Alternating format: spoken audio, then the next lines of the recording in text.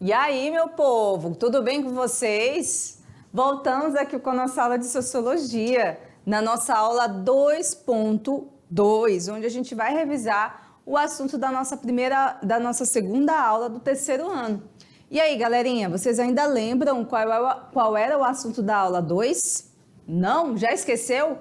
Então vamos aqui para a nossa tela para a gente conferir os principais assuntos que foram tratados nessa aula 2.1, tá certo? Então vem comigo, presta atenção, abre esse teu olho, rapaz, abre esse teu olho, vamos lá. Bom, nós falamos sobre Estado e tipos de Estado. Essa foi a nossa aula 2.1, tá certo? E o que nós falamos exatamente sobre isso? Nós falamos que o Estado é uma nação com governo, tá? Não é um ajuntamento de pessoas, um coletivo, um povo que está vivendo de qualquer maneira. Para que exista o nome Estado, tem que existir uma nação organizada, com um governo no comando, tá? Então, além de tudo isso, o Estado é uma entidade que a gente não pega, né? Não corta assim em dois, não. É algo que está, né, dentro do conceito das ideias, né? Ele não tem querer, não tem agir. Por quê? Porque ele só existe quando realmente existe uma liderança, um governo. Então, todo Estado, gente, ele precisa ter um governo. E aí você me pergunta, professor, o que é o governo? O governo são as pessoas que estão no comando do Estado, né? As pessoas que vão decidir o que fazer, votar as leis, organizar, né, a distribuição dos cargos, digamos assim, das outras lideranças, garantir a segurança nacional, né, comandar as Forças Armadas e comandar a polícia, por exemplo. Então, o governo ele tem uma série de responsabilidades, tá? Não é uma coisa tão simples assim, tá certo? E aí, para a sociologia, a gente dá esse entendimento no conceito de Estado, a gente vem se ancorar nos dois grandes intelectuais que nos ajudam a entender o que é esse Estado, né? Então, a gente trouxe o Norberto Bobbio e o Max Weber. O Norberto Bobbio, ele diz o seguinte, que o Estado, ele é uma organização complexa, tá? Não é uma coisa simples. Ele também é marcado pela centralização do poder, ou seja, tem que existir um poder central que vai comandar. Outra característica também, pessoal, é que tem essa questão da territorialidade. Então, assim, um Estado ele tem que ter o seu território, né? Se você for olhar nosso mapa brasileiro, você vê a delimitação muito clara ali do território brasileiro e dos outros territórios dos outros países. Então, ele tem um fundamento básico na territorialidade. Também, nós temos que observar que ele precisa ter uma organização política, tá? E também é marcada pela impessoalidade do comando político. O que isso quer dizer exatamente? Que o governante, né, seja ele o rei, o presidente, o primeiro-ministro, ele precisa governar para todos, seja homens, mulheres, negros, brancos, quem gosta dele, quem não gosta, ele precisa governar para todas as pessoas que fazem parte desse Estado, tá certo? Eu já falei isso lá na nossa aula, estou só reforçando, tá bom? O Max Weber, ele diz o seguinte, que o Estado, ele é definido pelo monopólio da violência exercida através das polícias e das Forças Armadas. Ou seja, o Estado, ele está ali para organizar, garantir a segurança e, se for preciso, ele também vai reprimir outros grupos que possam estar ameaçando a organização desse Estado. Então, tem essa questão também, tá? Existe violência de Estado? Sim. Quando precisa ser acionada a polícia vai ser acionada. Quando precisa acionar a Força Nacional, ela vai ser acionada, tá? Para trazer o quê? A organização, a repressão, né? E outras questões relacionadas à segurança do país. Tá certo? Então, gente, é isso.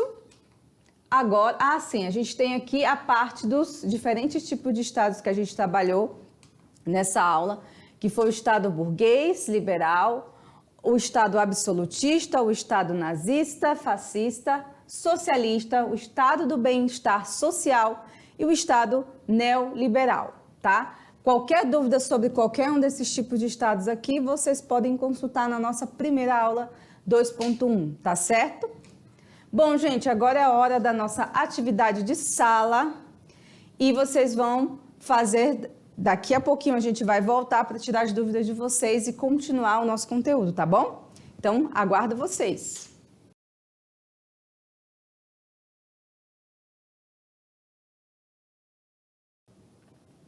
E aí, galerinha, tudo bem? Como vocês estão? Eu estou aqui, mas não estou sozinha, né? Estou com a professora Aldelina, a nossa intérprete de Libras. E nós estamos aqui para corrigir a nossa atividade de hoje, da aula 2.1, e comentar demais questões que a gente pode não ter falado lá na aula 1. Eu sempre gosto desse momento dos 15 minutos de correção, para talvez reforçar algum conteúdo, alguma coisa que não deu tempo de falar ali na nossa primeira aulinha. E aí a gente vai, né, compartilhando desses conhecimentos, tá bom? Gente, a gente já está na nossa aula 2, tá?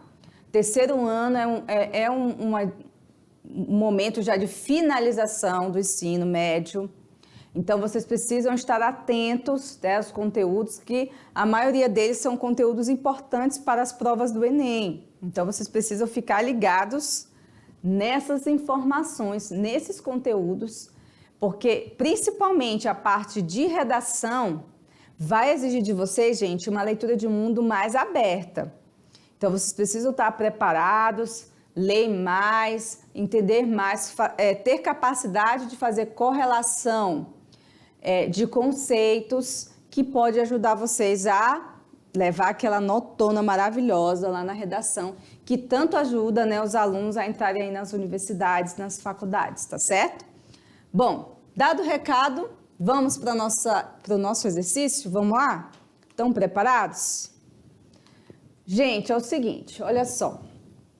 Essa aqui é a primeira pergunta, né, da aula de hoje, da nossa aula 2.2, que é o seguinte, vamos lá ler juntos, acompanhar para a gente entender. Basicamente, o Estado se define pelo monopólio da violência legítima, exercida através da polícia e das Forças Armadas. Esta definição de conceito de Estado é elaborada por... Gente, isso aqui a gente falou agora na revisão, vocês devem estar lembrados ainda. Mas vamos ver as opções? Bom, letra A, Max Weber. Letra B, Norberto Bobbio. Letra C, Nicolau Maquiavel. Letra D, Karl Marx. Ou letra E, John Maynard Keynes. E aí, pessoal? Esse é o conceito de Estado definido por um dos nossos grandes sociólogos clássicos da sociologia. Vocês já devem ter desconfiado aí quem é, né? Vamos ver aqui qual é a resposta correta?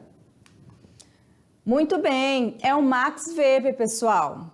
Por quê? O Max Weber, ele vai observar que o Estado, ele precisa, de certa forma, reprimir algumas questões que podem levar à desorganização política, social, né, daquele determinado território. Então, a polícia foi criada, né, não para exercer a violência de maneira desordenada, não é isso, tá, gente? Mas ela foi criada para levar segurança às pessoas, segurança aos cidadãos, segurança às pessoas que fazem parte daquele Estado. Então, por isso, essa violência legítima quer dizer o quê? Uma violência que é aceita em prol da organização desse lugar. Então, assim, eu aceito que a polícia pode entrar na minha casa, talvez, né, fazer um mandato de busca e apreensão, ou que se estiver sofrendo um assalto, alguma coisa, ela possa entrar na sua casa para tentar salvar ali a sua vida e enfim. Então, você dá indiretamente, né, autorização para o Estado, através da polícia, organizar, né, talvez até reprimir algumas questões da sociedade, tá certo? Então, essa é a definição foi elaborada por Max Weber. Muito bem. Quem acertou, parabéns. Questão 2. Vamos lá. Entre as lideranças políticas internacionais, frequentemente associadas ao neoliberalismo, até a gente está falando do neoliberalismo, não é do liberalismo clássico, tá? O neoliberalismo dos anos 80, podemos apontar. Letra A, Ronald Reagan e Winston Churchill. Letra B, Vladimir Putin e Bashar al-Assad. Esse cara aqui é um nome que é difícil de falar, né? Um nome mais, enfim, oriental aí. Juan Domingo Perón e Richard Nixon, ou Margaret Thatcher e Ronald Reagan, ou o Vladimir Putin e a Rainha Vitória. Qual dessas opções vocês acreditam que são os representantes desse neoliberalismo dos anos 80, né? A gente falou sobre isso também na aula, que as lideranças intelectuais, aqueles que dão a margem para essa definição, não são exatamente os que vão colocar ela em prática. Quem coloca isso em prática, pessoal, são os políticos. Nós temos lá, o Max Weber não era político, o Max Weber era um intelectual, né? O Karl Marx não era político, né? Não foi presidente, não foi nada, não. Ele era um intelectual. Então, quem coloca em prática essas questões são os líderes políticos. E dentre esses aí, quem que vocês acreditam que é o que comanda ali, que comandou essa mudança? Vamos lá? Muito bem, pessoal. É a Margaret Thatcher e o Ronald Reagan. Eles foram os políticos que colocaram essas ideias do neoliberalismo em prática, colocaram, né, dentro dos seus países, tá certo? Muito bem. Então, vamos para a questão 3. Vamos lá? Olha aí, pessoal. Essa daí é para que vocês façam, né, consigam analisar para colocar as palavras certas dentro desses espaços aí, né, completando essa linha de pensamento, tá certo? Vamos lá, então a gente tem que ler, né, para poder entender. Leia o trecho abaixo de Fábio Conde Comparato. Ao contrário dos estados, espaço em que o povo não participa do poder político, mas onde a vida privada goza de certa autonomia, o Estado X suprime a liberdade individual ou grupal em todos os campos, exatamente porque com a sua instalação desaparece a distinção entre Estado e sociedade civil, entre esfera pública e privada. E aí, pessoal, já deu para ter uma noção do que está se falando aqui? Vamos ver aqui as opções, né? Assinale a alternativa que completa corretamente o seguinte enunciado. Vamos lá. Os dois conceitos que completam o trecho acima são, respectivamente, letra A, autoritários e totalitários. Letra B, socialistas e liberal. Letra C, confessionais e democrático. Ou letra D, liberais e totalitário. E aí, pessoal? Bom, primeira coisa que você percebe aí é que aqui está se falando de um Estado que não dá liberdades, né? Um Estado que tem uma limitação, né, dessa liberdade na esfera pública e também na esfera privada. Então, ele suprime a liberdade tanto individual como grupal e também, né, ele diminui essa distinção, né, essa diferença entre o Estado e a sociedade civil. Fica tudo um pouco assim misturado. E aí, já conseguiram catar aí qual é o estilo, qual é o tipo? Então, vamos ver aqui qual é a resposta correta? É o Estado autoritário e totalitário, gente. Então, vamos completar aqui. O contrário dos estados autoritários, né, em que o povo participa do poder político, mas a esfera privada goza de certa autonomia, O Estado totalitário, ele suprime todas as liberdades, né? Fazendo com que as pessoas vivam realmente numa, que a gente pode chamar de ditadura, né? O Estado totalitário, gente, é praticamente a mesma coisa que uma ditadura, viu? Então, fiquem ligados aí. Então, muito bem, olha aí, letra A, tá certo? Vamos então para a perguntinha do Enem. Vamos lá, se liga no Enem. Questão 4. Um dos argumentos liberais contra o socialismo defende que esse sistema sempre acabou demonstrando ineficiência econômica e totalitarismo político, né? Esse argumento tem implícita a defesa do valor central do neoliberalismo, que é, vamos lá, letra A propriedade socializada soviética, é isso? Ou a B, a liberdade individual? Ou a C, a justiça social? Ou a D, a expropriação da propriedade privada? Ou a letra E, o desarmamento da população civil? Vocês conseguiram entender a pergunta, gente? Olha só. Primeiro é entender que existem os argumentos liberais para ser contra o socialismo. Você nunca vai ver um liberal ser muito a favor do socialismo, né? E nem o socialismo ser a favor do liberal. Então, você vai ver essa diferença. Agora, qual é o argumento que os liberais usam para criticar mais, né, de forma mais forte o socialismo? Então, a gente vê aqui essas opções, né? Vocês conseguiram já identificar? Vamos para a resposta correta? Muito bem, olha só. A expropriação da propriedade privada é um argumento utilizado pelos liberais para ser contra o socialismo, tá? Porque o socialismo propõe que as propriedades não sejam mais privadas, e sim que a propriedade seja do Estado. E o Estado, sim, faz a organização, né, para ceder às pessoas o uso dessas propriedades. Então, no caso, não seria mais propriedade privada, né, seria uma propriedade pública, digamos assim, ou eles chamam também de coletiva, né, sociedade com as propriedades coletivas. E isso os liberais são totalmente contra. Eles não acham que é importante, eles acham que é ruim para a sociedade essa tomada das propriedades privadas, tá bom?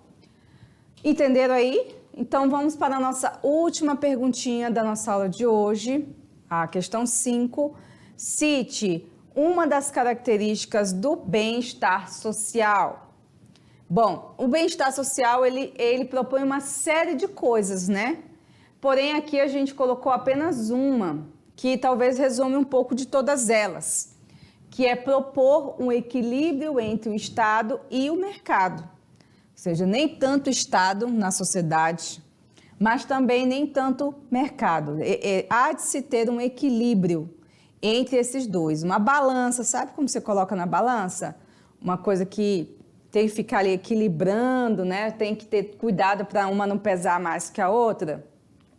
Seria exatamente essa proposta que o Estado do Bem-Estar Social propõe para não ter desequilíbrio entre as classes sociais e também ter uma justiça maior para as populações mais pobres. Entenderam? Muito bem, essas são as nossas referências e a nossa aulinha acaba por aqui hoje, nossa aula 2.1. E fiquem ligados que as nossas aulas continuam e agora a gente vai para a aula 3, tá bom? Aguardo vocês lá. Até mais!